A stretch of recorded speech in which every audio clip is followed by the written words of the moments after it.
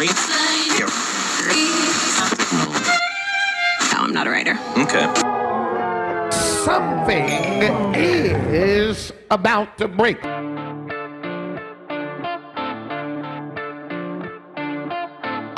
Hi, friends, you made it. This is the About to Break podcast. I'm your host, Taylor Hughes. Thank you for tuning in.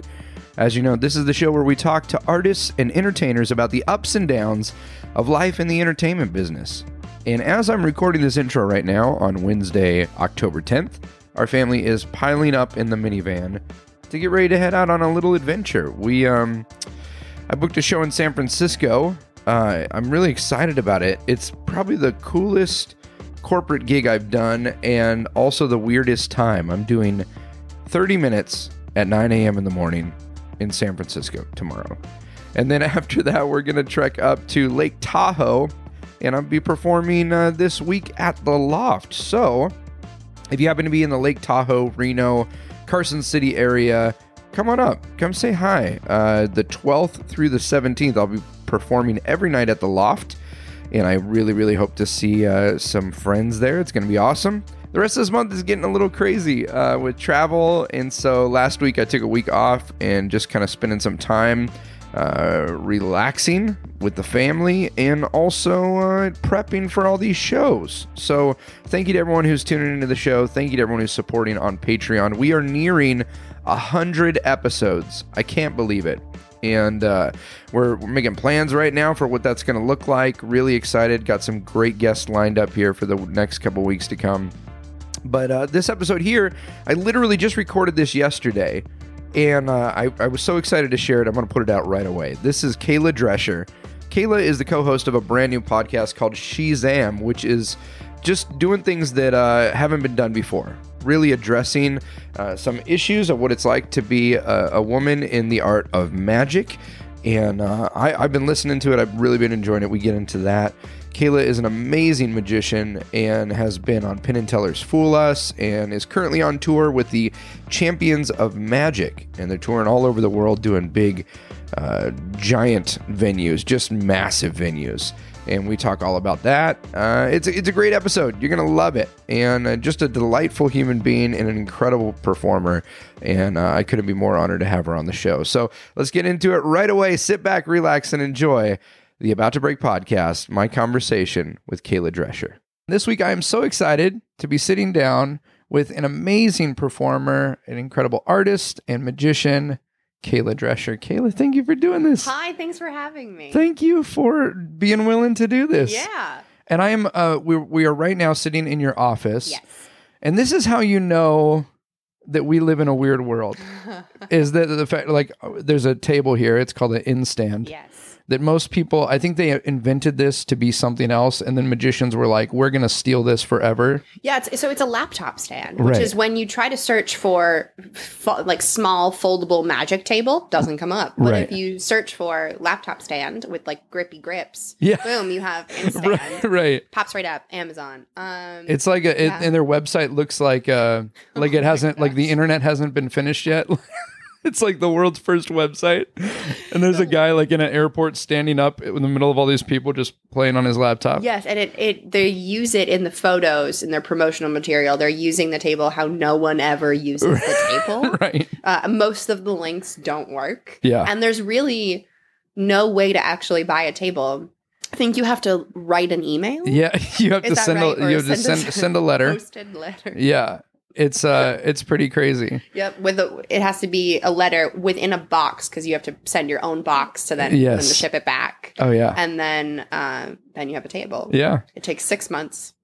It's ridiculous, and yet somehow they accidentally invented the perfect thing for traveling magicians. It's perfect. Amazon Prime has them though. Yeah, so that's true. But you get them in 2 days. and That's it's true. great. But I laugh because we walk in, and not only do you have, I mean, some people have like one thing in their house. They're like, this is a conversation piece. Like everything on your shelf is a conversation piece. What do you want to know about? We've got I want to know about the goofy phone. Oh, okay. The goofy telephone. This is something that my parents had bought when I was a kid because we are a Disney obsessed family. Okay. Been to Disney World. I'm from the East Coast, so Disney World was our Disney park. Been every year, sometimes multiple times a year. And when I was a kid, we bought this Goofy phone from the Port Orleans Riverside Hotel gift shop. Yeah. And when it rings, Goofy wakes up. He's asleep right now. He's like reclined on a pillow that's leaned up against his suspenders the are receiver, falling off. Yeah. And so when he wakes up, he's like, oh, the phone's ringing. I can't do a Goofy voice.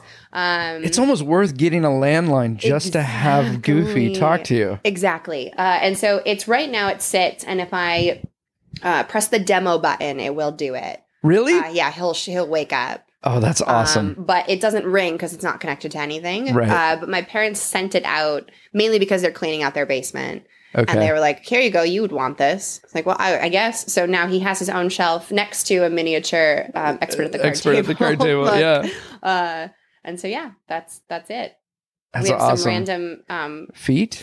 There's a. I don't have an answer for those. Yeah, I'm curious because one is obviously a foot like you would buy. I don't know, like not a Halloween store. It's not a scary foot, but it's like a severed foot at the ankle. Yes. And then there's a plaster version of that same foot. When I moved in with my now fiance Harrison Lampert, there were a lot of things that existed I didn't understand. One of them were this pair of feet. Yeah. So I don't understand, but they're here. Right. We have a good time. Yeah. My ADD and also my magic geekness is gonna kick in because I just keep seeing books I want to look at. Yeah. And toys I want to play with. What's really cool about this book collection is that my very first mentor as a kid, Bill Andrews, he passed away. I think I was 17 and he was in his mid 80s. Yeah. So he was always much older than I was, which was amazing to have a mentor with that knowledge and connection. Right. And when he passed away, his wife, who was amazing, and she loved magic but was not a magician necessarily herself, she was like, come look at all of the books and posters that we have and take what you wish. And so I have these books that I didn't know. Like I have an old Blackstone comic book. Yeah, I see there. it. Yeah. I have an old Tarbell catalog. Yeah. Like a Tarbell, I mean, not Tarbell, I'm sorry. Tannen's Magic catalog? Okay. Catalog. There's so much in there. Yeah. And I haven't obviously been able to sift through it. I have 2 full complete courses of Tarbell. I don't know why. Why do I need that? But I do. Yeah. And just there's so much. There's so many old books and signed books, and every once in a while I find something of his inside of a book as like a bookmark, which is actually a fun nostalgia trip for me. But then all of the posters, there aren't really this one here, the Legrand David Salute to Magic. Yep. 85 years one is pretty cool. So I have that, and then all over the rest of the house I have posters that were his and that I was very gracious enough to steal. So it's pretty cool. There's moments like that happen, I think, in magic that don't really happen as easily in other art forms. Yeah. Like, because in magic, you can meet not only, the best of the best. It's a very small world, but also like there always has been somewhat of a kind of pass it on mentorship, like share the art with other people. I remember being a kid and when Harry Blackstone Jr. passed, I was a junior at the castle, and I had no idea that their warehouse was 3 blocks from my house in Azusa. Wow. And so Gay called me up one day. I get a phone call, and she's like, I heard you're a junior at the castle, and I need someone who can help me set up props for TV shoots and, rentals and things like that. And like with one phone call, I was looking at history that like, you go to the castle, you see photos of the stage full of illusions. And now I'm like pulling out the old crate and setting it up. That's and so cool. Almost killing myself with a table of death. And it was wonderful. That's amazing. I love that about magic. And I feel like the reason is because it's a secretive art. Right. You have to entrust somebody with that secret, because you could teach a kid how to do a trick and then they go and tell everybody they know how it's done. Right. Yeah. And so that's a kid you might not teach much more to. But if you're really invested and interested in magic, there's so much to learn if you listen to other people. Yeah. And then usually people are really willing to help, even if it's just a little bit or to a full like I'm your mentor-mentee relationship. Right. That's how magic thrives anyway. If that didn't happen, I think magic would be dead. I don't think it would be as good as it is, and it definitely wouldn't be as prevalent as it is without the communal aspect of Absolutely. it. Like, yeah, there is something, especially growing up doing magic. You don't meet a lot of people outside of the magic community that are like, yeah, magic was my all when I was a kid. You know what I mean? Right. So there's something about being into this thing that's kind of weird and kind of unusual, and yet you have so many things you want to talk about. It's like when you see a TV show that you're way into that no one else has jumped on yet, and you're like, please, somebody care, so there's someone to talk about. Right. I need to talk about the biscuits made on the British baking show. Somebody watch it. Please, guys. If anyone watches that show.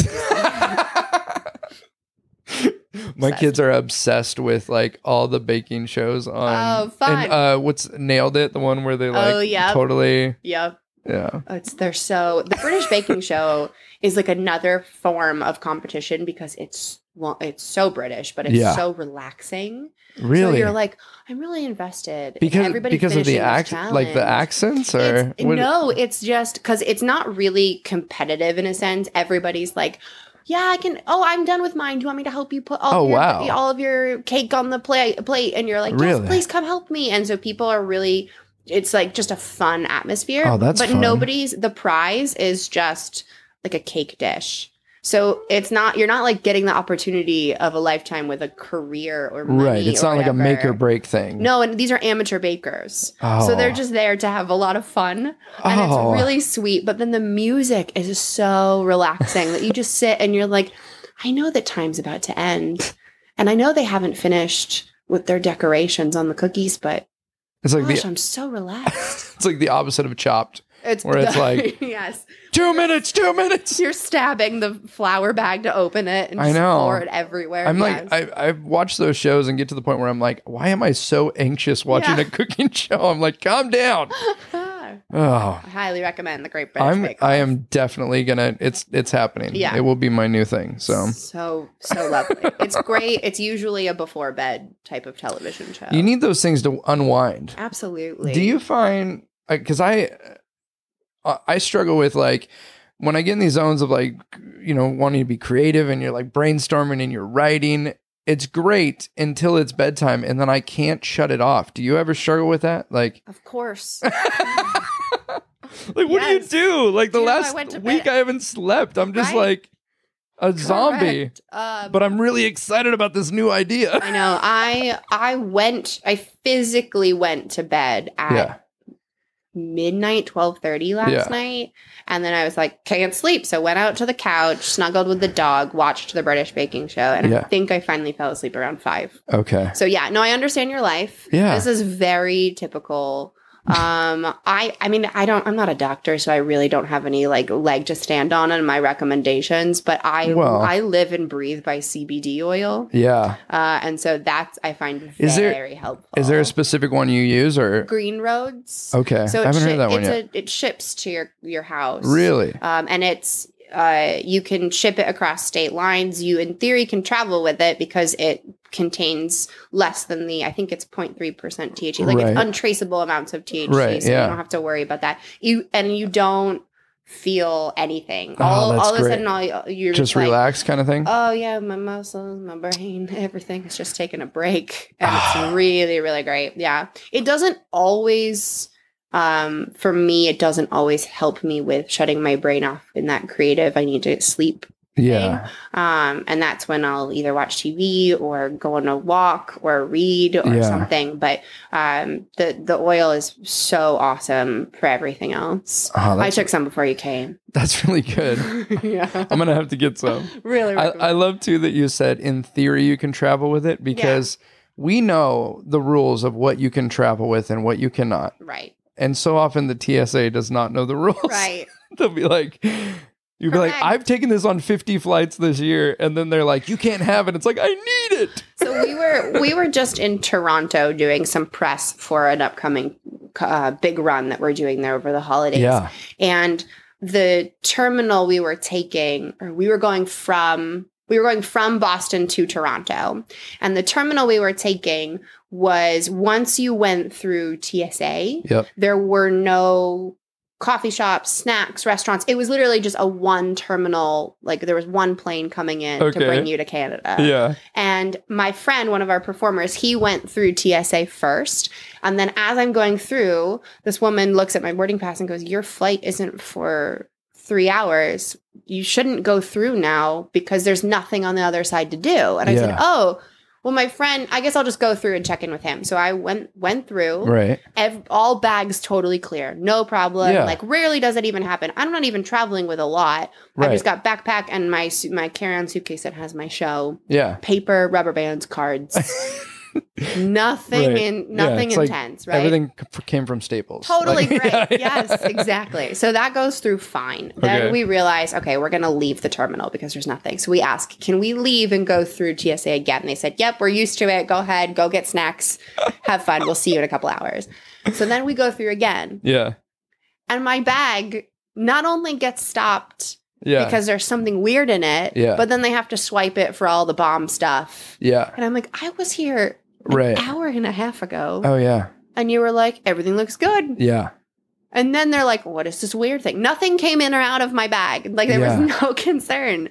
So I never really understand. It's shocking to me, the things that they do care about, too, that like, because I do travel. I carry on most of my stuff, but I have, like, handcuffs, scissors, in-stand. Like, it's basically like a metal pole. Yes. I've got all this weird stuff. The only thing they ever check is I have a big jar of jelly beans. Oh, that's hilarious. And what I noticed is if I don't have the jelly beans, they care about everything else. But if I put the jar of jelly beans in there, they literally pull it out. They do the swipe thing. That's fantastic. And then they just let you take everything else on. It's the weirdest. Yeah, I don't understand it. Even scissors. Yeah. So, well, I just found out recently. I never knew, but scissors, if the blade is under a certain length, it's like 4 inches. Yeah. Then you can travel with them. And I was always terrified to do that because I'm like, I don't want to take stuff that I need and then it like gets taken or thrown away. And the first time I traveled with a pair of handcuffs, they didn't care at all. That's amazing. Which is shocking to me. You'd think that could be used. Right. Yeah. That's literally used for restraining people. Yeah. Like, yeah. That's awesome. Anyway, our life is weird. One time I was doing this new bit with a bowling ball. Not everything you think. I love how it's not Bolorama. It's not bowling ball from a sketch pad, I promise. It was. I just need to preface that I'm like, I have more standards. Right. I've insulted half of your audience. No. Please insult us. Because I'm doing, just in the last 2 months, I started doing a thing with a bowling ball. And it's not that. But I find myself on my set list, like if I'm writing a set list, even though no one else is going to see it, I won't write bowling ball. Because I'm so worried someone's going to find it and be like, this guy's a hack. It really does feel like you have to validate it to yourself. Like, no, it's worth it. Right. It's not what you think. Right. Everything's fine. Yeah. For those of you who are listening who may not be magicians, there's an effect where you produce a bowling ball from a sketch pad, and it's one of the most brilliant magic tricks ever invented. Amazing. And then everybody in the world started doing it, and now nobody wants to do it. So right. If you are listening and you are a magician and you perform this trick, I just want to give you a smidgy bit of advice. Please write the word bowling ball exactly how it is on the duplicate. And if your duplicate, because you've been using this so much, has started to fade in color, either the paper or the marker, maybe replace it. I'm just saying, I've seen it too much. Too much. I'm so glad you say that. There are things that, especially when you do the same thing night after night. Yeah. And when you're traveling, you don't notice things like that envelope that you hang up is all wrinkled and worn out. Exactly. Or I remember when I was a junior at the castle, Billy McComb came to one of our workshop sessions, which is cool and also terrifying when you're like a dorky little kid and I'm doing a trick that like is a bit he used to do. Yep. And I'm like doing it for the guy who come up with it, you know? So then one of the things I was doing was a rope thing, with a piece of like a ring and rope. And afterward, he was very kind, like super nice, had all these nice things to say. And he said, young man, can I give you a bit of advice? And I said, sure. He says, I've never seen anyone perform with gray ropes.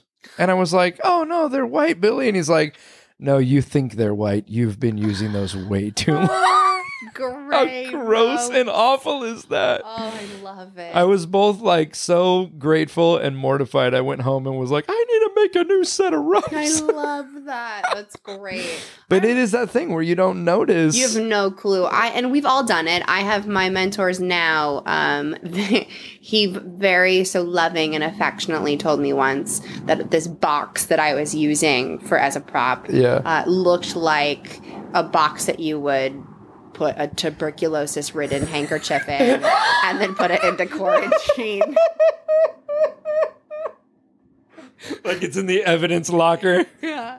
They open a cold case, they pull this box out. And the hazmat suits. Because you know there's something There's terrible something's in there. leaking through the side. And scratching at the, so that was, oh man. I love when that stuff happens. Just a quick reality check for everybody. Yeah. Yeah. Yeah. And I think too, sometimes performers, especially a trick like that, like the bowling ball trick that we've seen done so many times. I know I did this for years and I still struggle with this from time to time. When you perform an effect that someone else invented, you just assume that the audience is experiencing what you experienced when you saw it, rather than really examining, okay, what am I communicating and what are they saying? And did I write this the same way I should have written it? Right. You know? That's absolutely my favorite is when the word bowling goes onto the side. Yeah. But then when they flip it back over, it's perfectly written straight. I've seen it, and you see it, it's not just one magician. I've seen it so many times. Right. That it's like, I just want to give everyone a quick reminder. Just a heads up, guys. Pay a little bit of attention to your breath. I love that trick where he made the bowling ball appear and then the bowling ball vanished and then the words changed. Yes. I like that. That was really cool. And then the ink began to fade and the paper browned. Yes. That was cool too. Oh, yeah. What an ending. That was really neat. I forgot about the bowling ball. But the words moving, that was really fun. Well, I'm sure you've had this happen because once people know you're a magician, then they want to tell you about every time they've ever seen a magician. Of course. And it's funny when people will say like, we went on this cruise and we saw this guy and they never remember the person's name. Yeah. Or they'll be like, we saw this performer and they did this and this and this.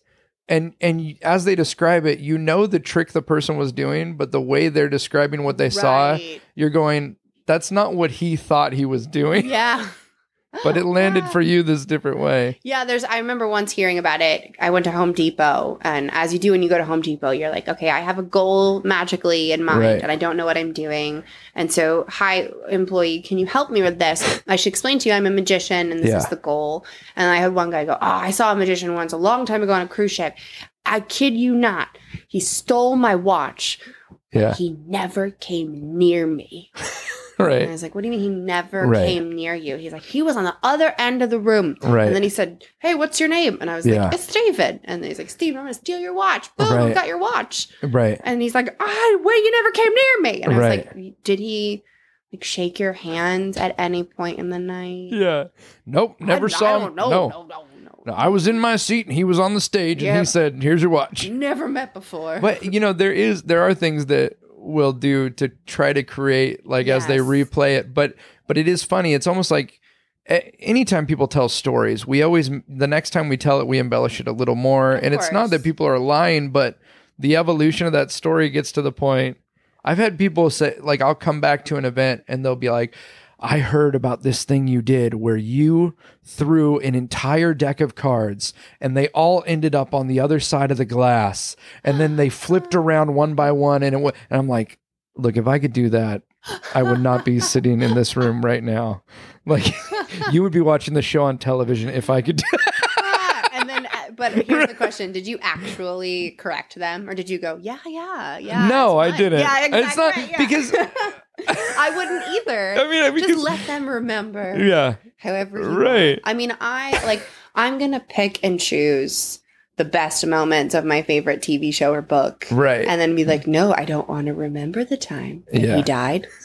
Let's forget it. Right. Let's remember the time before that. Right. And I'm going to just not recall that into my immediate memory. Oh, yeah. And I'm going to be happy about it. Yeah. And you know what? If anybody tries to change my mind, I'm going to be like, no, go away. I'm certain this is how it happened. No, he is alive and well.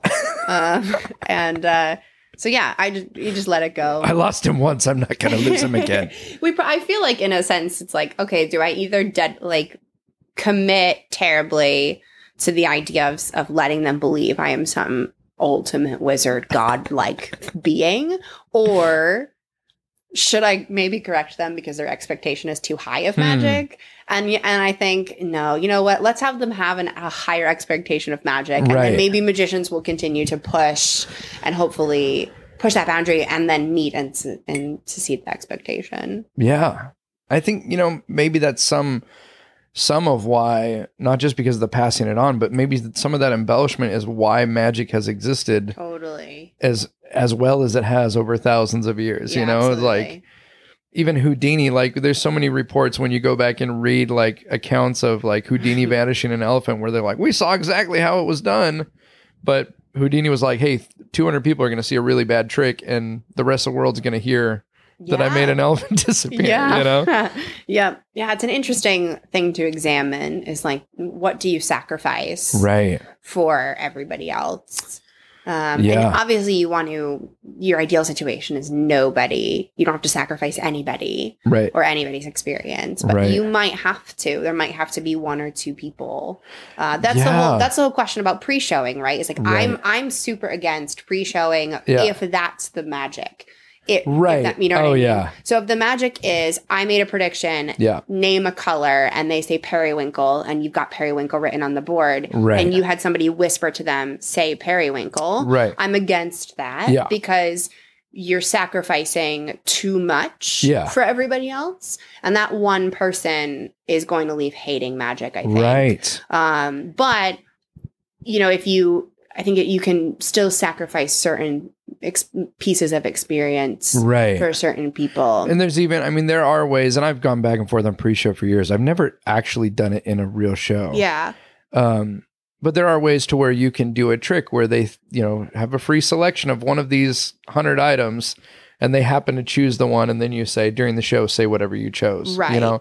That's a little different than just being like, hey, tell everyone this was your ring. And, I pre-show a couple of different ways in my show. One, I talk to the person that I do the reoccurring bit with, mainly because I need to make sure that they have a certain object on them. I never give them that object, but I need to make sure that they have the proper thing so that I don't have to worry about it come the finale of the show after they've just done a reoccurring bit for 45 minutes and then go, ow, I can't use you. Crap. Okay, great. Moving on. Sorry, we built this whole thing around this. It's been great, Kevin. Moving on. Hello. And so that's important. But then I also let them know, like, hey, just have, you can have some fun with it. Like, or, just make sure you keep this and everything. And then the other one I really pre-show is I do this routine with the torn and restored hearts. Which is, I don't pre-show them before, but once they come up, I give them a speech now.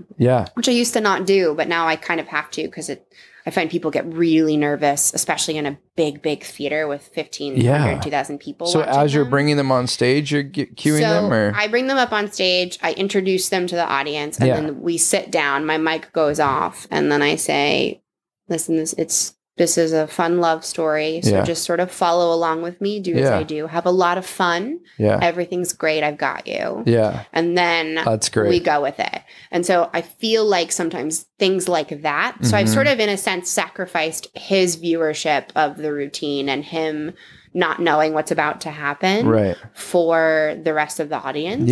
But then at the same time, he ends up winning in the end because you make him like a part of the show. Absolutely. There is, and then those moments are fun because now it's like, I think especially there's a certain people who like, once they feel like, oh, I'm in on this, like, but not in a way where they're being like, they're losing something, but it's like, we're giving you get to perform too. Like, we're going to be doing this together. There is, like even recently with like magic on TV, there are these kind of sacrifices that are being made that I think when you get into a live theater setting, it's detrimental, where Yeah, absolutely. we cheat or we edit on TV to make things look more impossible.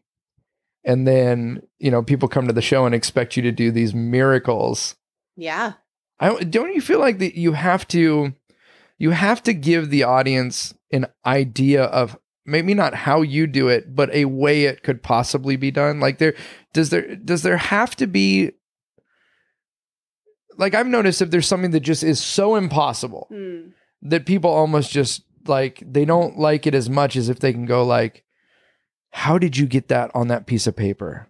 I think maybe the way you did it. And then as they're describing, they go, nah, there's no way. Like, Yeah, I think that's one of the reasons that mentalists miss call or a juggler drops a ball, right? Is that you kind of have to humanize yourself. Yeah. Or not kind of. I believe you absolutely as a performer, especially as somebody who is coming forth with a bit of trickery and potentially a slight challenge. You have to humanize yourself. Yeah. So one thing that I do I force a card and then I jokingly, whatever the context calls for in the show, I look at the card, but I play it off like I didn't. Everybody's in on the joke. Everybody knows that I did. Right. And then I say, did you pick the 7 of diamonds? Yeah.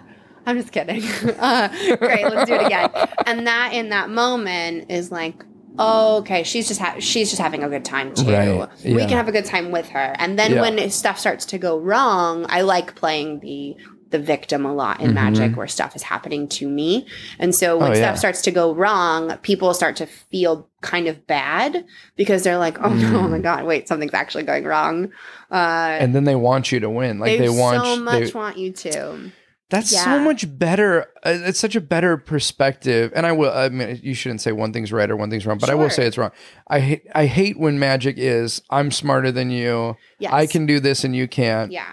And so what you're saying, I mean, what you've done is like what Steve Martin did with, I'm going to make all the jokes be about me. Exactly. I'm not going to make fun of someone else. I'm going to make this character that is a joke in and of itself, And so as a magician, which is normally like this position of power or ability, to be able to say like, no, I'm going to experience the magic too. And sometimes things are going to go wrong. And what a great way to not just humanize yourself, but also to allow the audience to not just be like, oh, look, that's great. You can do things I can't do. You know? I use the analogy a lot that to me, magic is the special effect to a story. Yeah. So then I use Superman. So we all know Superman. He can fly, he can jump, he can have super strength, all of that. But we know in reality that Superman doesn't exist in the real world. Would it be great if he did? Sure. But we know that when we're watching this movie, we are within the world, the context of the movie. We know wizards don't exist, but we love the world of Harry Potter. Right. So we're absorbed into a different world, a different place for just a little bit of time. And so with magic, if we can use magic to then become Superman's flight and super strength, then that's going to be the most entertaining, because it's now no longer Superman flying and jumping over buildings isn't about messing with our heads. Right. It's about the experience that he's creating by doing that for us. And so if we can use magic in that sense to say like, okay, this isn't, I'm not coming to you to go, I'm better than you. I have a skill you don't. Look at what I can do. Ha ha ha. Versus I can do this thing and I want to share it with you. Yeah. And we're going to go on an adventure together. We're going to do things together. You might do a little bit of magic too. But together we're going to do something really, really cool. Yeah. That's how I like to approach it. Right. Is it the right way? Maybe not for everybody, but for me and for what I like to watch, especially now, people really want a genuine human connection. Yeah. Right? And they want an experience with someone. They don't want to just see someone tell jokes. They want to be part of it. Yeah. There's a reason why Clark Kent also falls in love, is because we need to understand that he's not just a superhuman. Right. He's a person too, and has emotions and feelings and flaws. Yep. And if we as magicians can also show that, then what a powerful experience that is. And I use my just speaking of my material personally, is this torn and restored heart routine I have, that if you want to have a reference, you can just Google or go on YouTube, put my name in, and I did it on Penn and Teller's Blogs, right? I'll put it in the show notes too, so people just click a link and check it out. Yeah. I think that's a really good example for me about showing a different emotional side and showing that and flaw and experience, and it's an experience that everybody has had, right? Losing something or someone that you love, but it always being a part of you. And I think that showing that side of yourself within a show, it doesn't have to be about sadness, love, whatever. It can just be, just everybody remember that I'm just like you. I just learned this cool thing. I think it's really important to try to work into what you do as a magician. That's so cool. Thanks. Where did now? I'm going to ask a weird question, right? Where did that come from for you? Like, where did you? Because the reason I'm asking where you thought these things is these things are not things that are taught when you're learning magic as a kid. Do you know what I mean? People. I feel like now this is part of the conversation we're all having of like, what is the experience that we're giving our audiences, and what is the what are we trying to present, and the persona and all of these things. But when you're a kid, it's just, here's a trick. Here's what you say while you do the trick. Were you influenced by things outside of magic as far as like storytelling or movies? What was it that for you that you're like, I want to make my show an experience, not just a collection of things I can do that other people can't? So I've been doing magic for 21 years in total, not professionally, but like I'm wow. I know. So I've just seen so much. And I think just over that time, you start to identify what you like and what you don't. And one show that really changed a huge my perspective on magic, greatly was Carnival of Wonders with Ginger, Kayla, and that's my favorite magic show I've ever seen. Poster's right behind you. Oh my goodness. Yeah, I'm obsessed. When you talked about a show, when you started describing a show that like change your perspective, I literally was like Carnival of Wonders. Yes, it was so good, and I am sad that it no longer exists, but I am very, maybe slightly unhealthily obsessed with Mark and Ginger Kayla. Oh, they're the best. They're so good. And the nicest people ever. I still am not really able to speak to them. I get really sweaty. And like, I love it. I love it. There's a good friend of mine brought me in who's also a well-known magician, and he was like, "You are going to meet them today," and I was like, I can't. And he's like, "They're performing at the Palace and the Castle. You are going to meet them today." And he brought me in, and they came out, and I just sat down and was like, "No." And then Mark was like, "Oh, hey, Kayla," and I was like, "No, nope." Mind you, just to put it into perspective, I have spent more time than most people, most normal human beings, most magicians, with Copperfield, Penn and Teller. Like I've met all these guys. I've like been in Copperfield's car. Like none of this phases me. In fact, we just talked about food. Like nothing. Those people didn't faze me, but Mark and Ginger Kayla and I can't handle. It's just the only people in the world that I'm like, I'm clammy. I'm gross. I can't handle this day. So I worked last time I was in the parlor. They were in the Palace. So good. With Charlie Fry. Who's another just insane performer. And I told Katie, like, so one night Mark's like, let's go get hamburgers. And so we just walked down. What is that place? That newer place on Hollywood right there. It's like a all night hamburger place. Oh, that's fun. Like you just walk down Orange. Just straight down. Just past the Nirvana, like it dead ends at Hollywood. There's like a new burger joint. It's pretty cool. But like he and Ginger, we just sat, and I swear there are these people who are like, they're friends and they're fellow performers, but they're just on a different level of presence, and like they're just beautiful people, you know? And I turned into like a 5-year-old kid again, watching World's Greatest Magic and going, oh my gosh. Like, yes. I think if they ever were like, let's go get some food, I think I might throw up. Like, I'm actually nauseous hearing your story. To be really honest. It's unbelievable. Oh, I love it. That's the show, though, for me, that changed everything I understood about magic. I think I was 22 when I saw it. No, I was younger. I was 20 because I was still in college. I saw Did you the see it in show. Reno, or where was it at when you They saw it? remounted it at Magic Live. That's right. Yeah. So I had never even, I'd heard of it. Yeah. But living on the opposite side of the country, it was not really Right. the thing that I would have had the opportunity to Right, see. So yeah. I saw it live, and totally everything changed for me. Just the way that Mark and Ginger present magic. It's the only, still to this day, the only multiplying balls routine I will ever watch in my life is Mark's. And Ginger's floating ball is, to me, forever, my favorite piece of magic has always been Harry Blackstone's floating light bulb. Yes. And then Copperfield's flying is right up there with it. Right. And now, to me, what has surpassed both of those things is Ginger's floating ball. Hands down. And it's miracle. the way that she relates to this object, and it's very much like kind of a mom and her puppy, where the puppy is going crazy and she's got to tell it to stop, and she's teaching it how to move through space. And it's a mix of power and grace at the same time. Yeah, like this absolutely. This gentle presence that is in control. Yeah. Which is like, we all just want that, like somebody to be there for us like that, you know?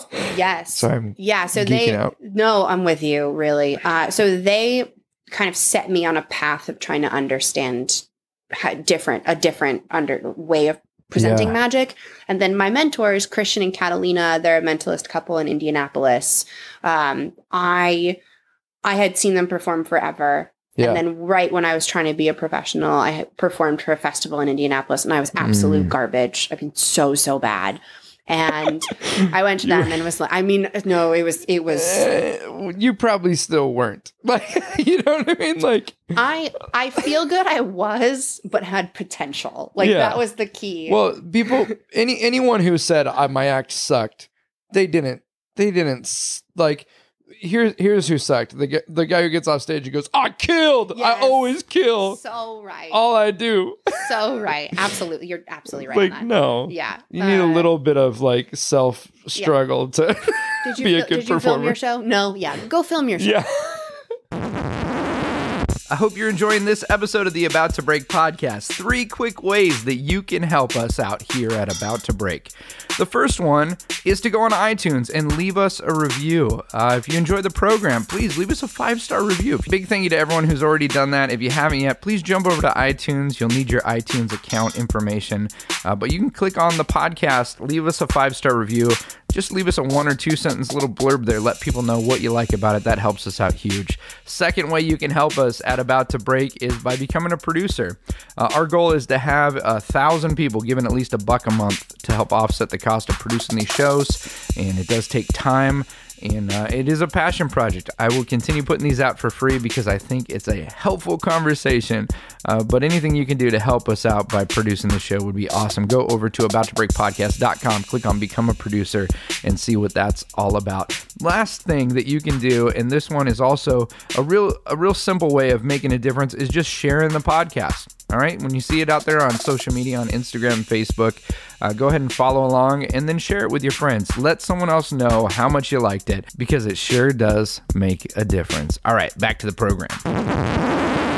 Yeah, so Christian and Kat they're a married couple who do mentalism together. And I loved the way that they presented magic because it was never about the actual magic or mentalism. Yeah. And their stuff is incredibly strong. Yeah. But it was always about their relationship to the story, and their relationship to the audience. Yeah. And so I had approached them and was like, hi, help me. And they are awesome and have helped me for years and helped me write material and and go over stuff, and we talk all the time, and they're a huge inspiration to me. So sort of Christian is actually the first person I ever heard say magic is a special effect to the story, just in sort of like a 4 a.m. conversation we were having. Yeah. And probably said it in passing, and you're like, hold on, you just wrecked my life. Could we not go on to the next thing for a second? Like, yes, very much in passing. Yeah. And then from there, it's just sort of, once you sort of get this bug planted in your head, you start to watch other magicians. And obviously we live so close to the Magic Castle where you're able to watch all different magicians constantly and learn from them and appreciate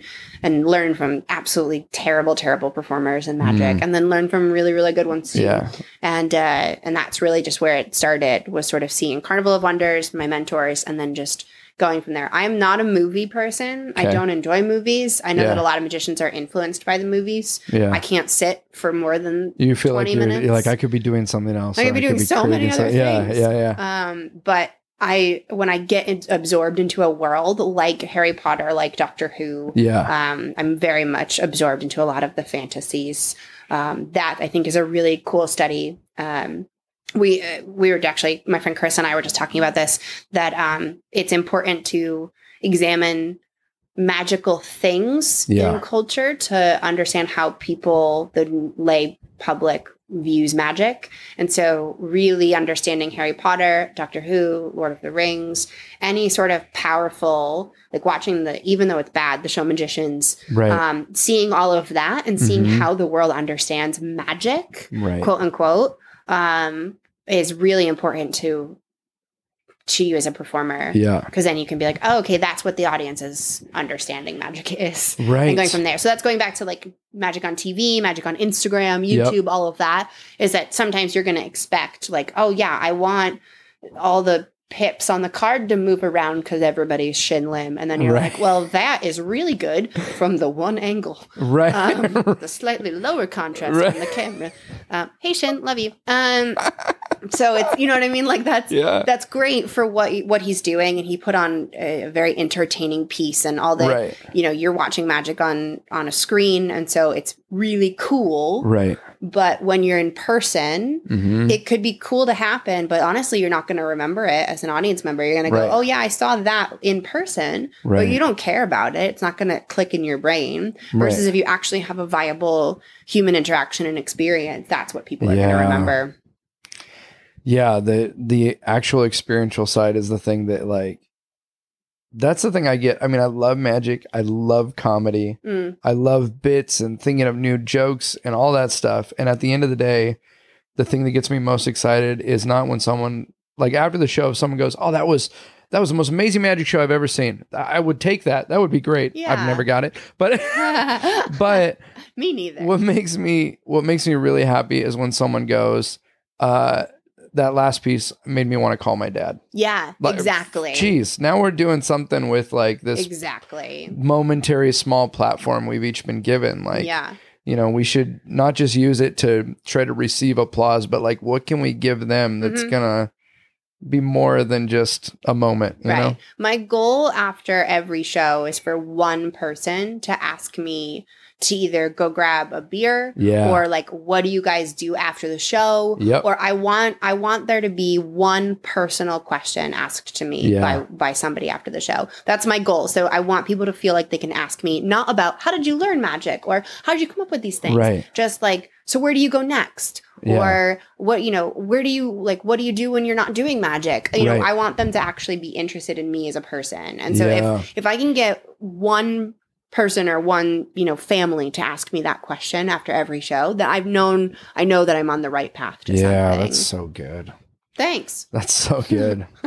I know I said before we started recording, you know, for those of you who may not know, there's no agenda to this podcast, but I did have one thing that I wanted to ask you about. Sure. Because you know, it's funny. Our world it's a small world, and yet we're all traveling all the time. So you kind of keep up with what people are doing by Instagram or Facebook, you know? And one of the things that's impressed me, just kind of seeing from afar or social media, what you've been doing is like, some nights I'll see you down in the library bar now at the castle and just destroying with close-up magic for hours on end. Yes.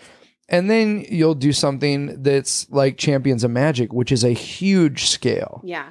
And very few performers, you know, I shouldn't say that, not that they don't have the ability, but a lot of people specialize in like this person does close up and this person does stage performance and this one does a lot of hosting or things like that.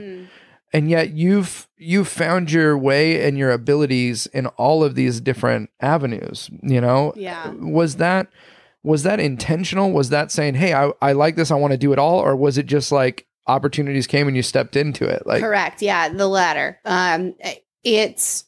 I just love performing so much. Yeah. And if it's for one person or 3,000 people, Yeah. it gives me the same general satisfaction. I've now been incredibly spoiled by the Champions of Magic Tour. Yeah. I've been with them for a year now.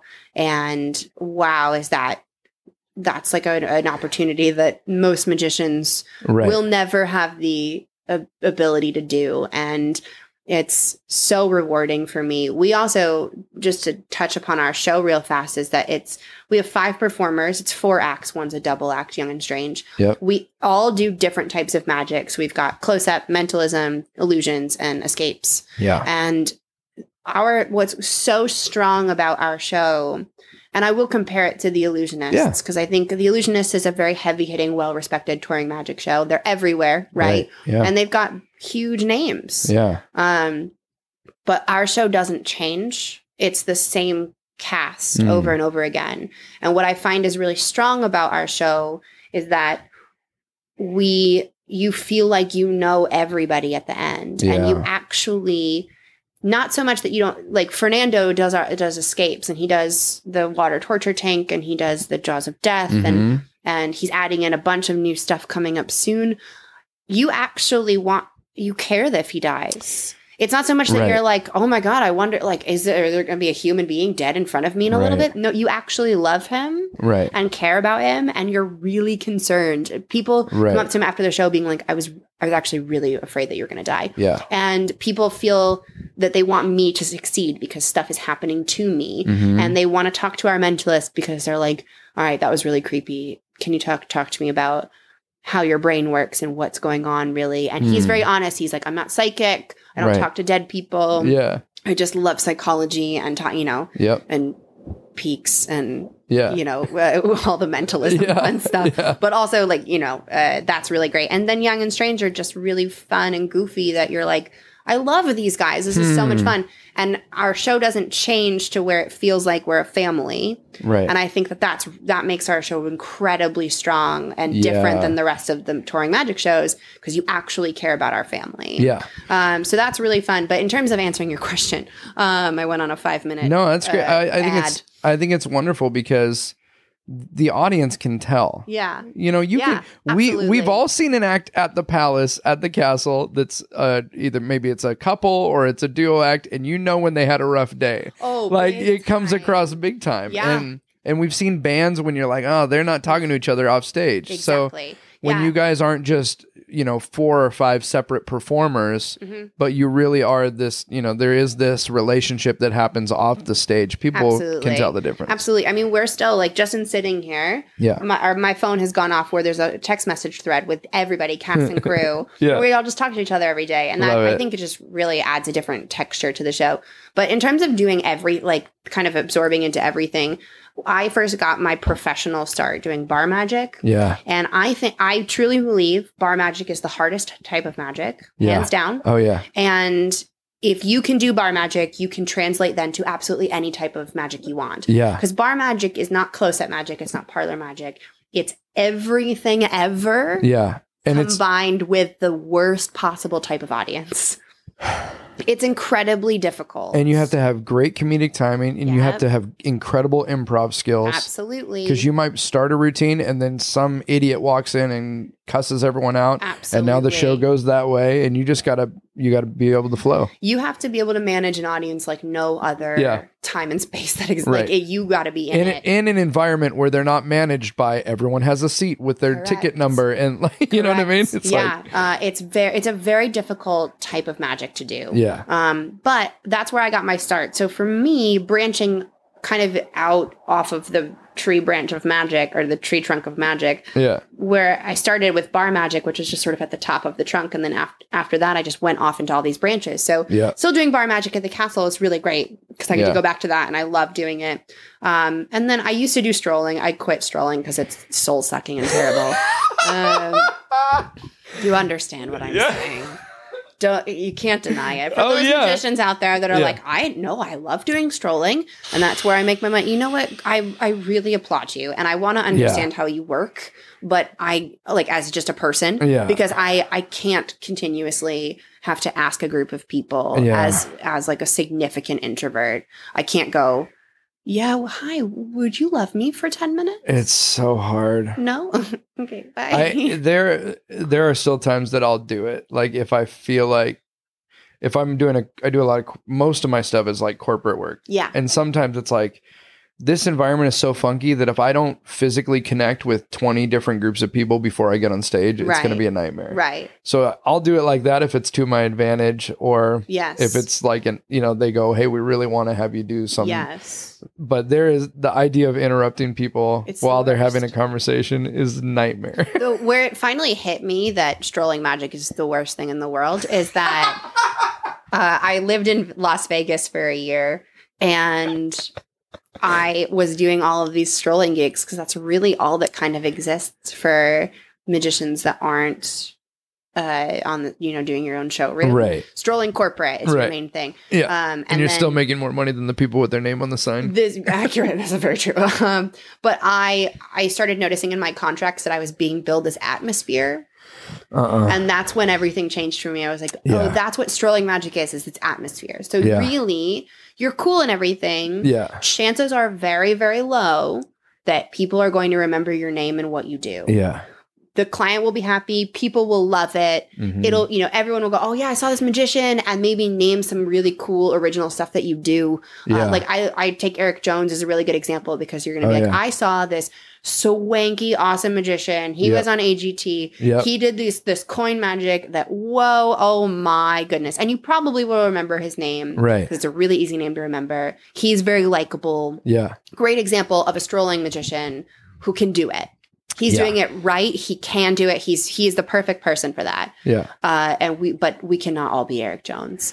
Yeah. And it takes incredibly thick skin too. Yeah. Because there's such a difference between being introduced on stage as the entertainer that we flew in from LA to come be here. Correct. Or just you introducing yourself during they don't know who you are or where you're from or why they should listen to you. Or, and they're like, why is this stranger talking to me? Or the first question obviously is like, so what company do you work for? And you're like, yeah, none, I'm the magician. Who's excited? No one. Okay. So yeah, I had to leave strolling as soon as I possibly could, which was really just satisfying to go, you know what? I'm not doing this anymore. Yeah. Which was great. And I'm sure one day, as is the ebb and flow of a performer's career, one day I'm going to have to say yes to a strolling gig. I know it will happen. Yeah. I'm hoping it's a long time from now. Right. Or never. But I accept that it is a thing. And I've done a lot of colleges. I love colleges. That's really fun because you feel very important. Yeah. Even if you bomb. Did you do like the NACA thing or? I didn't. Okay. Because I was really active in my own higher education school, just working through that. I made a lot of connections with people who then create activities at their now place of employment college campus. Yeah. And so I just was lucky enough to have a lot of connections. So I never got a college agent or anything. I've just done a bunch of college circuits. It's something that I would do if Champions no longer exists. That is something that I would totally throw myself into. I love the college market. I think it's really rewarding. But because I've just had so much performing experience and so many opportunities that I don't think most people are given. I'm very lucky and grateful to have that. That's what really helped me be able to just transition what I do into either just a close-up setting, a strolling setting, or into a 2,500 seat theater. Yeah. In our touring show, I do the close-up, so I'm performing to a camera and rely on the projector. But I didn't want it to feel like I was on a projector. Yeah, you don't want to feel like they could just watch it on TV. Right? Exactly. Yeah. So that was a really big learning curve, and it probably took a good 2 to 3 months of shows to get to a point where I, watching it back on video, went, yeah, okay, this is acceptable. Yeah. And that's basically me just like full on personality flirting with the lens. Yeah. And it's just really like throwing everything I do. It feels over the top to you. But if you don't, you have to do it. And because everything I do involves a spectator, then I get to play with them. And because of that empathy with the spectator and the audience, and the audience seeing their reaction, and they know this person was just sitting near them. Exactly. So. And this is like a little bit embarrassing, but I open with Crazy Man's handcuffs. It's not embarrassing. I think it's terrible. it feels like I'm opening Why? a Bolorama. Like Oh, it just come on. feels terrible. But the reason is, and I've had this conversation with our producer so many times, the reason we do it is because it's such a strong trick. Yeah. But I get to call up a 4 to 6 year old girl, call her up, and she the gets reaction. to do magic, and she reacts, and then her and I have a relationship, and then I ask her to hold something for me to the end of the show, and then she's invested, and everyone's invested in her, which then makes them invested in me, and then we go into the next bit, and there's something really powerful about watching a little girl's face. Yeah. She pulls back a rubber band. Yeah. She's like, it escaped. Oh my God. It's so awesome. And we see, just haven't found something to replace it that's as good. But great. You don't need to, I mean, that is what people are going to remember, that interaction with the little girl. Exactly. It's like how Hobson says he hates Professor's Nightmare more than anything, but he can steal 3 watches while he does it. Absolutely. So it's worth doing it. And he knows that people aren't going to go, I like the trick where the 3 different ropes became the same length. They're going to go, no, he brought 3 guys up. He stole all their watches. It was the funniest thing I've ever seen. Exactly. So it's okay to use stuff that I know. you're doing something with it no one else is doing with it, Kayla. Thank you. Embrace it. I'm trying. At least like what I love about it is like when I learned how to properly use the camera and the projector, right? Yeah. And then I watched it back on the screen. And if you are a performer and don't videotape your shows, quit. Or start videotaping your shows and watching them back. And it really is, I like kind of throw up a little bit inside my mouth every time I start to watch it, as you know, because it's so sad and you're your worst critic.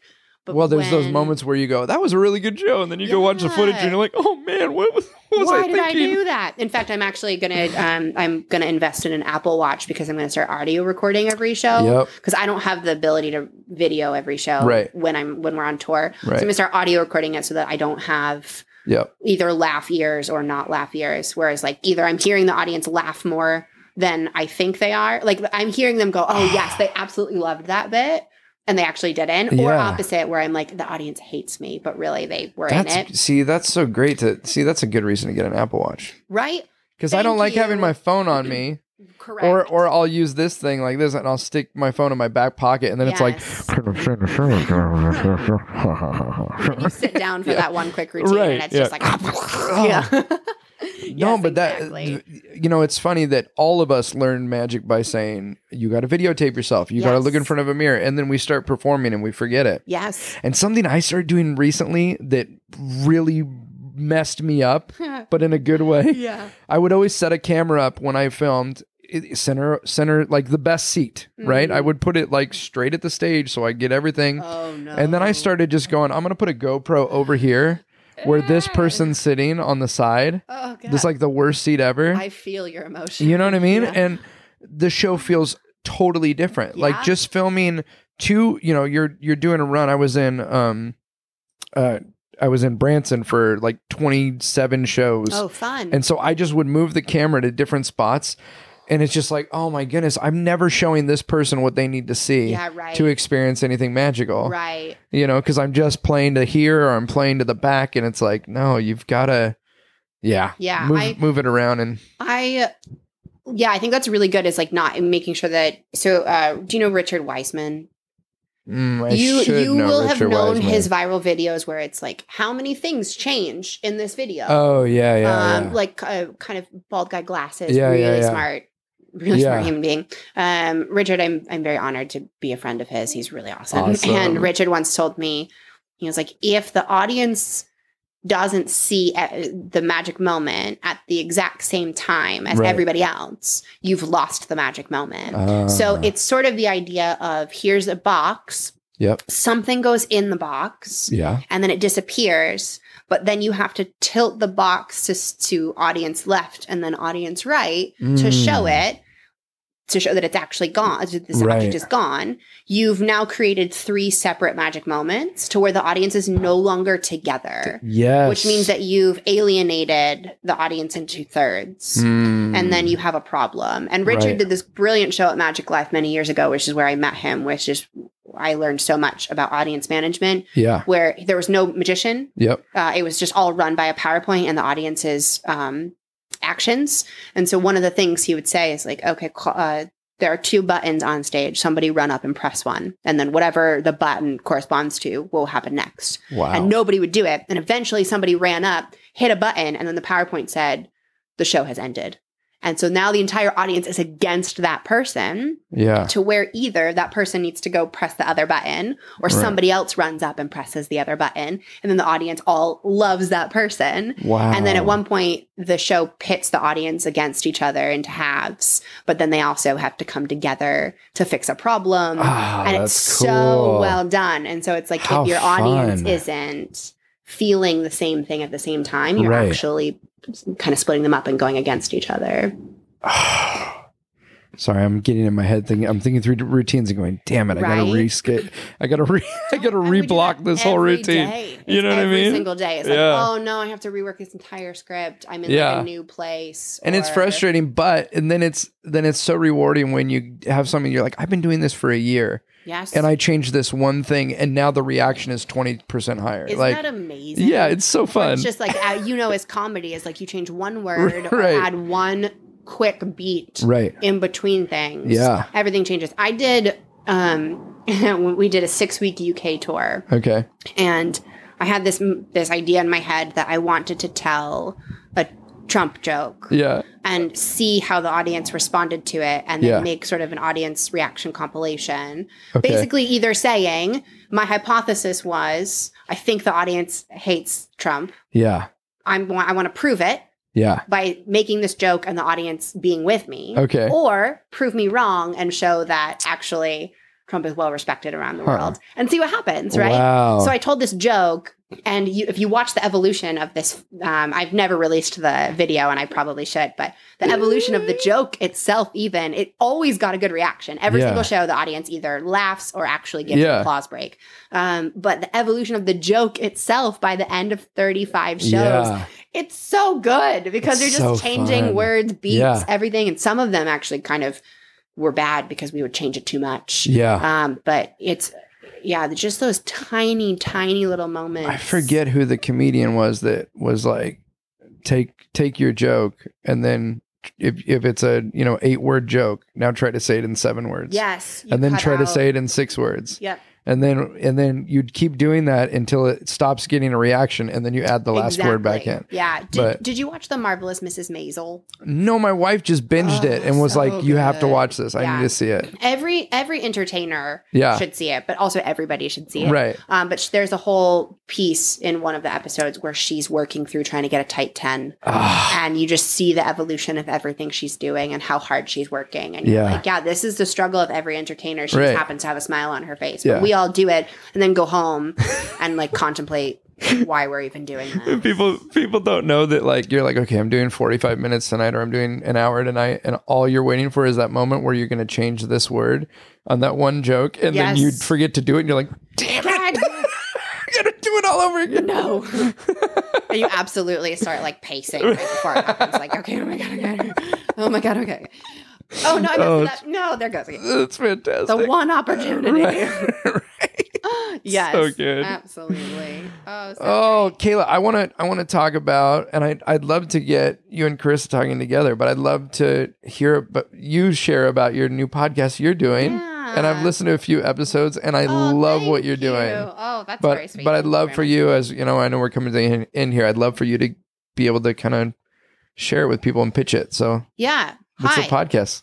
So our podcast, it's called Shezam, which is just Shazam, but spelled S-H-E. The website's shezampod.com. And basically how this came about is I worked on a project trying to deal with issues that women face within the magic community. The project was significantly squashed, as were my hopes and dreams and joy, because it was very sad to me that happened.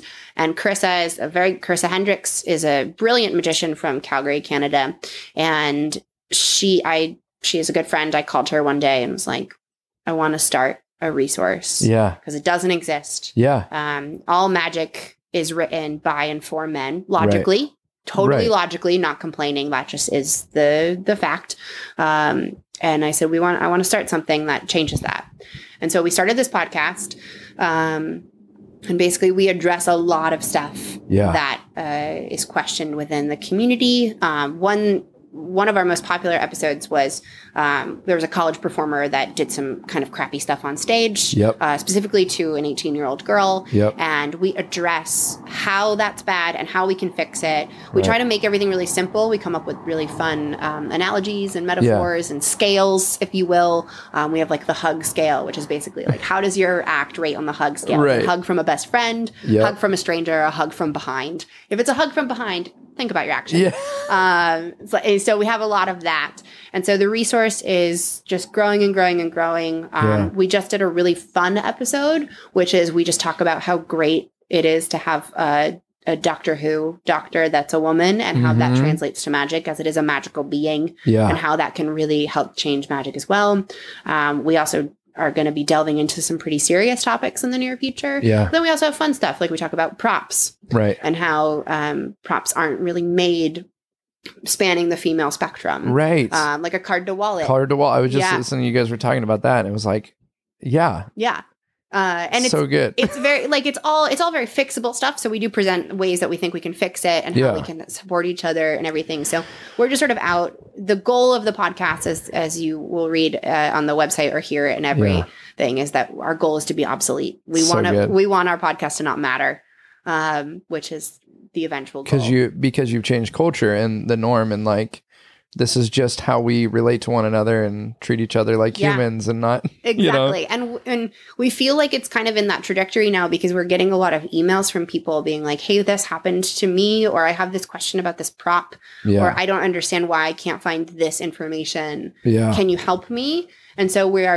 are very slowly sifting through all of the responses we've gotten, but it's gotten way more support than we really thought. We thought we were going to have like 100 people, and mainly just women listening. But in fact, we have majority men, and we just hit over 5,000 downloads with 8 episodes. So amazing. We're pretty pumped about where it's going. And I'm very proud of it. I'm so excited. When I heard conceptually, this is what the show is about, I was like, that's a smart show. And then when I listened to it and got through the first couple episodes, I was like, not only as a performer who, there's so many cringeworthy things that happen in our community. And even this week, like there was a big thing that people were posting about at the castle that was like, to me, it's, I don't know. I think this is still wrong too, but I grew up with a different kind of ignorance where I thought like, oh, we don't act that way anymore. I was lucky enough to have a community and a family where like we didn't treat people that way. And the more like once I became a full-time traveling performer, it was like, I can't believe how wrong some things that happen in the world are, And so absolutely, not only as a performer who wants people come to a magic show for an escape, they shouldn't come with like trauma. Leave with trauma.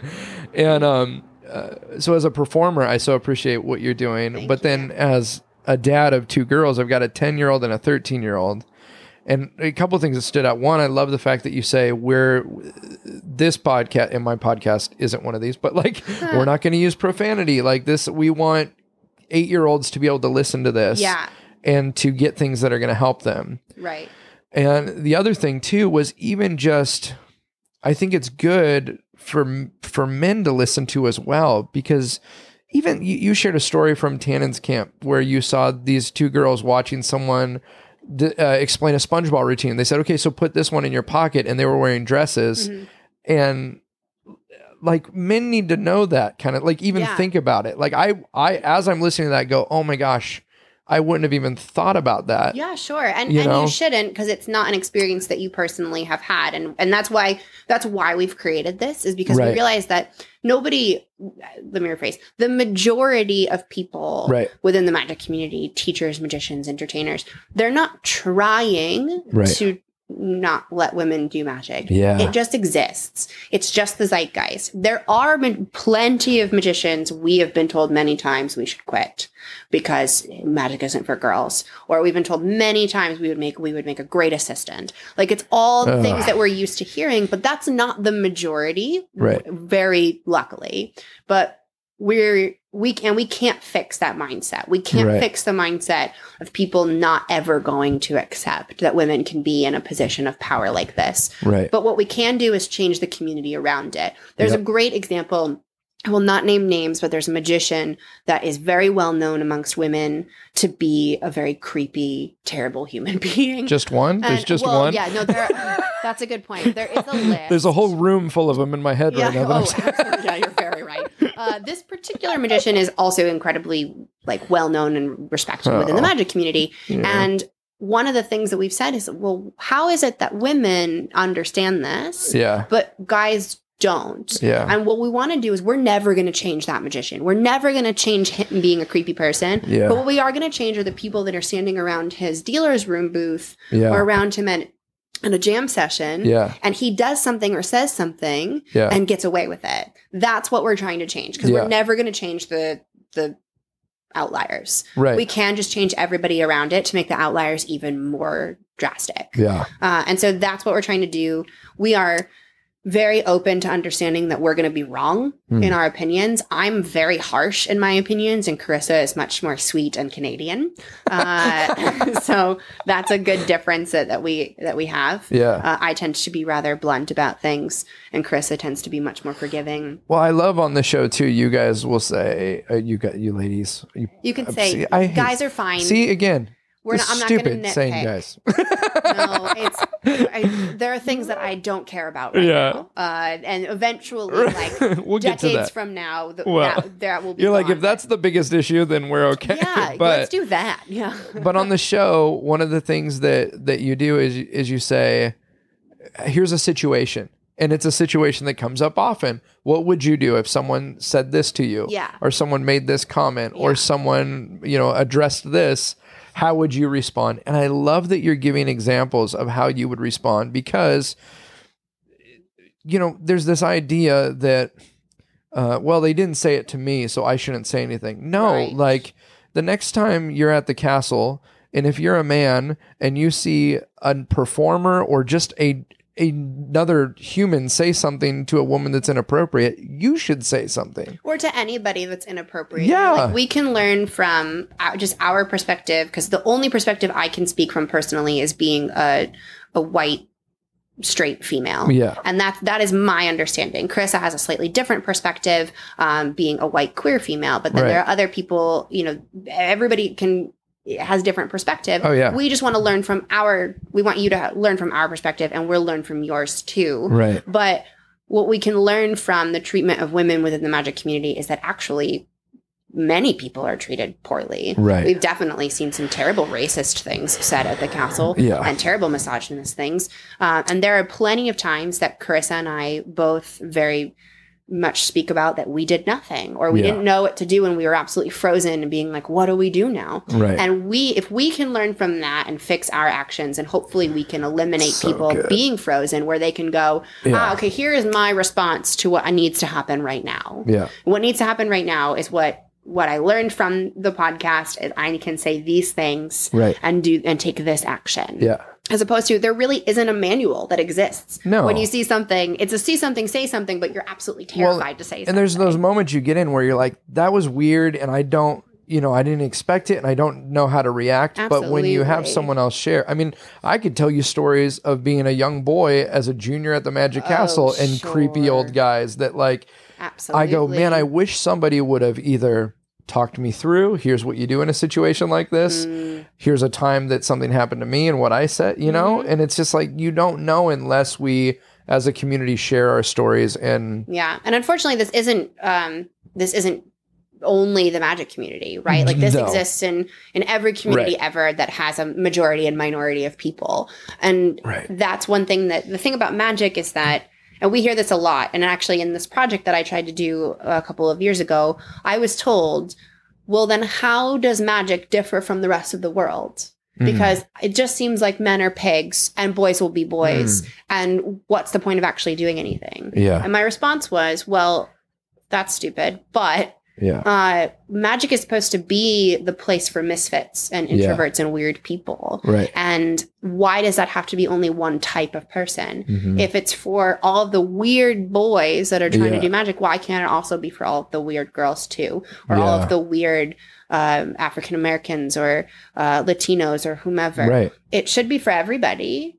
Because magic is so weird that why isn't the community accepting of every type of person? Yeah. And so it just makes more sense. You hear all the time stories, especially recently, there's been a bunch of celebrities that go on late night television and they tell a story about being a magician's assistant, going to the magic castle. Right. And it's all of the stories end with some really creepy guy doing something really creepily. Yeah. You're like, oh, come on now. We can be better than this, please. Like the magic community is so much better than those weird outliers. Right. But we have to, in order for it to get better, everybody else around it has to be willing to step up and do something, say something. And just be a better community in general. And there is a weird dynamic with magic. I mean, we see this even with bad performances. If somebody has a band come for their corporate event and the band is no good, they're just like, we're not going to hire that band again. Exactly. But if they hire a bad magician or an offensive magician, for whatever reason, people kind of summarize all magicians are weird or all magicians are bad or all magicians are creepy old guys. Yes, and it's exactly. like, we have to realize that our actions carry weight for the entire profession. Yep. Because you are most likely, as a layperson, you are most likely going to see one, maybe two magicians in your entire lifetime. Right. It's not a thing. Right. It's changing now. There are so many live magic shows, so much opportunity. Right. And magic is pretty prevalent with AGT, the television shows. Like magic is really at a forefront in entertainment right now. But it's going to die if we can't make magic less terrible, both in terms of performing quality, but also in terms of people. We should never, a person should never leave a magic show upset, unless that was your very direct intention with your material for an artistic purpose, for whatever that might be.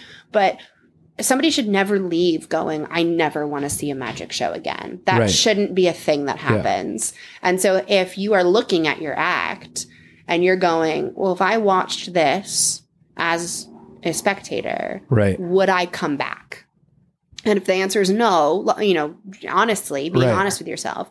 If the answer is no, then you really need to think about what you're doing and how creepy are you, and are you making your volunteers feel comfortable? One thing that really upsets us, and we talk about in the podcast, is the smash and stab when you grab somebody else's hand. And I just watched this happen the other night too. And by somebody that I actually respect very much as a human being, he took the girl's hand, put it over, and she tried to take it away, and he grabbed her harder. No. And it's like, no, this is where we've left the realm of consent. Right.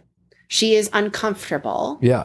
And we are not going to play this game. And now we immediately don't like you. And she's going to leave going, I was very scared and I never want to volunteer for a magician again. Maybe never want to see a magician again. Right.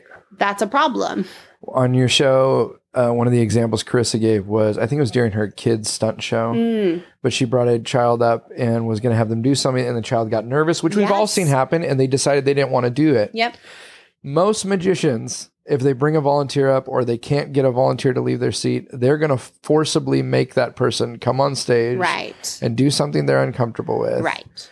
And I loved her response when she said how brave it is to stand up and say you don't feel comfortable about something. And can we give them a hand for not only have you made that, I mean, otherwise that kid would have probably sat through that whole show hating it, having a terrible experience, but now you've turned it around to acknowledge the choice they made. And I think that that's something too, even just with across the board with how we treat members of our audience and volunteers and people who are participating in the show. Like, if somebody doesn't want to play, don't make them play. Right. And something that I have to think about constantly is if you're doing a routine and nobody wants to volunteer, why? Correct. Right. You know, like they should be like, I want to be a part of this. Right. How can I play? You know? So yeah, absolutely. It should be about play. It should be about fun. Yeah. Like we're doing magic tricks. Right. It's supposed to be enjoyable.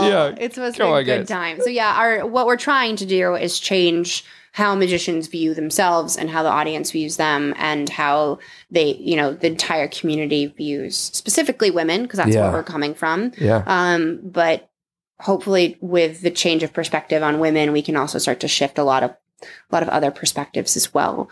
So thanks for letting me plug it. I'm so thank you for doing it. Yeah. Honestly, it's one of those things that I'm sure many people have been, oh, this should exist. And I love that you're putting in the work, because people don't realize that, it takes time and energy and effort to produce these things. Yeah. I mean, as you know, making a podcast, we actually just got an editor. Yeah. Because I've been editing the podcast, which is probably the reason that it takes a week or two for each one to come out. And it's like, yes, now I can just do the fun stuff. So just doing, you've been doing this podcast now for 90 some odd episodes. That's amazing.